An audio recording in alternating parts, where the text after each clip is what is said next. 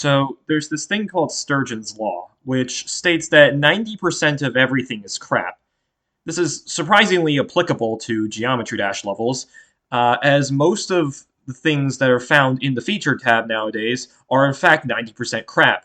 Despite the fact that it seems like we've raised our standards for levels and have tried to make an effort to make better levels, somehow we have not seen any shift towards any greater volume of good levels. In fact, we now have people who actively argue that levels should have lower standards. Now, I've played Geometry Dash for this number of hours, and it has remained one of the most frustrating and infuriating and unfun games that I've played in a while.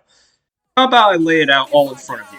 The creator myself, let me go ahead and detail all of my gripes that I have with this community, the creating scene, and just the many issues that we have in terms of judging how good a level really is. I sent them a location, I pay for the vacation, I can't ever show face shit, I sent them a location, I might quit, Although I would say that I'm more of a decorator than a gameplay creator, let's start with gripes about gameplay. Most notably, I find that it's ultimately a little strange that for some reason the Geometry Dash community has unanimously come together and decided that gameplay needs to be a certain way to look nice. In the sense that a lot of the more popular gameplay creators seem to employ the same couple of tropes in their layouts. You have the game mode switching every couple of frames, and you have fast-paced, high CPS-based gameplay. Oh, and let's not forget the fact that you have to always have slopes in your structures. Yeah, can we just talk about structures for a minute? Because it seems like nobody ever really makes rectangular structures anymore, especially in Demons, because apparently everybody thinks rectangular structures are unoriginal, so everybody just does the no 90-degree angle challenge or something like that and just puts slopes literally everywhere. Which, by the way, alright, quick gripe with slopes. They're still stupid to decorate. I don't care what anybody says, okay? Slopes are still really stupid to decorate. But apparently, just putting a couple slopes in immediately makes your gameplay cool to most of this community. The fact of the matter is that it's become such a common trope that it almost feels like it's something that creators put into their gameplay, to their layouts, just to play it safe, essentially. What I don't like about this is that most of the layouts that I see get popular now are just the ones that feel like they were made just to look cool. I believe the greater community calls this flow gameplay, but alas, most of the layouts that I see do end up being flow gameplay, featuring some incredibly common tropes like extremely rapid game mode switches, high click speed, waves that look like this. You get my point? I'll go ahead and let on-stream me take over the rest of this. For some reason, it is an idea within the Geometry Dash community that the more slopes you have in your gameplay, the better it looks. I don't know why.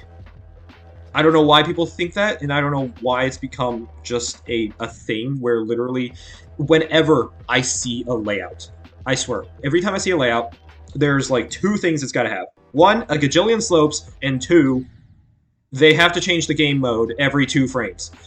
I don't know what it is. It's like you do 1 click as the spider, then you do 1 click as the ball, then you do 2 clicks as the ship, 3 clicks as the wave, and your CPS by the end of it is at like a maximum of 15. Oh boy, the question that nobody ever asks, but always thinks about. Let me cut to the chase. For me, yes, GD levels can be art. I mean, just take a look at Whitespace. The level's got a fully fleshed out story jam-packed with all sorts of gut-wrenching emotions and feelings. Not a fan of that? Okay. How about Royal Roost Ruins? Another level with both charm and personality, and again, a lot of authenticity put into crafting an environment that allows me, the player, to pick up some kind of emotion from the level. GD levels in a sense can be treated like songs or albums. A level holds more value when it is more authentic and vulnerable, when you can tell the creator put a little bit of themselves into their work. This is exactly what I like seeing in levels, not something experimental for the sake of being experimental, but also not something that has every safe card in play.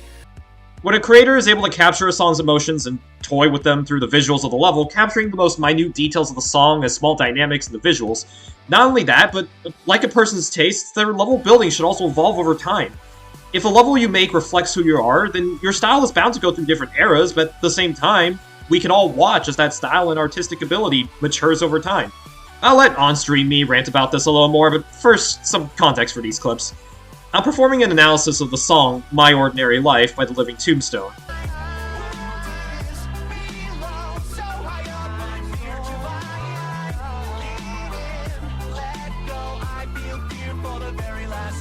He's an artist I'm not crazy about, nor do I think is good, but this song in particular opens up much more and is way more raw in feelings.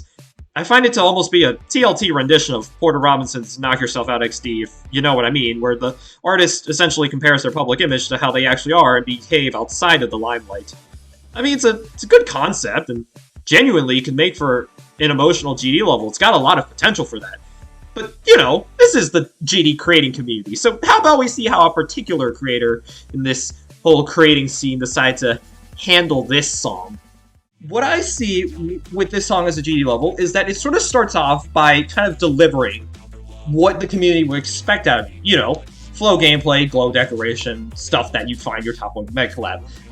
But as you further progress into the level, it sort of changes from what the community expects your level to be like to what you actually want your level to be like.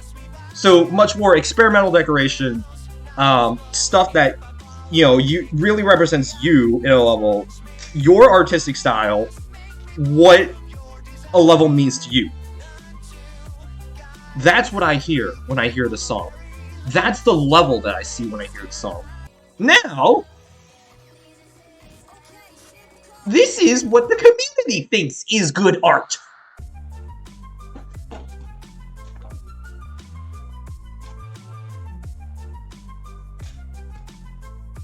Do you not see my frustration? I said this before, okay? Goler's levels are like Ice Spice songs. Split 72 levels are like Travis Scott songs. These are literally made to be commercially perfect. This guy produces levels like how Justin Bieber releases #1s. Like friggin', like look, you think about some of the top ones or the top songs that came out of the freaking Justin Bieber arsenal, right? You got Yummy, you got Baby. First of all, both of those songs suck. But secondly, is that they're literally crafted to be perfect mainstream. They are crafted to be commercially perfect. The other comparison, obviously, is DJ Khaled, our literal least favorite musician, because he literally can't even play a guitar. If I had to describe this guy's creating skill, it would definitely be the equivalent of DJ Khaled's production skill. If I asked this guy to do the equivalent of play a guitar in Geometry Dash, in other words, make a level that represents your own feelings, I bet you he would flounder. I bet you he wouldn't be able to do it. Because my guy has just been making mainstream garbage for the past who knows how long. And yet this is the stuff that succeeds. And I'll tell you why this succeeds. It's because when Rob rates a level to highlight his game, he wants to rate, he plays it safe. He tries to not rate a bunch of stuff that would be, you know, out of the ordinary or surprise people. He doesn't want new people playing his game to have any surprises, so he just picks the most commercially perfect levels to rate and just does it. Because they're built to be commercially perfect. They're built to be successes. They're built to be in a way where people, no matter how far you are into GD, can enjoy them. Just like how literally anyone can enjoy, quote unquote, a DJ Khaled song. I mean, I don't enjoy DJ Khaled, but that's just because I've listened to music better than DJ Khaled. But like, also, what was that coin? What was that third coin? For the record, I decided to try out one of his newer levels just to see if he's improved at all, and well, I'll just let you judge the results for themselves. What's this? Let's see this. Let's see this. Oh my god, why? What is this? But again, like, you look at this, right? If freaking this got DJ Khaled energy all over it. What am I supposed to get from this level? Am I supposed to feel anything? I don't feel anything, dude. Like, this is just boring. This is just emotionless. Why is this featured? This is medium too, like legit.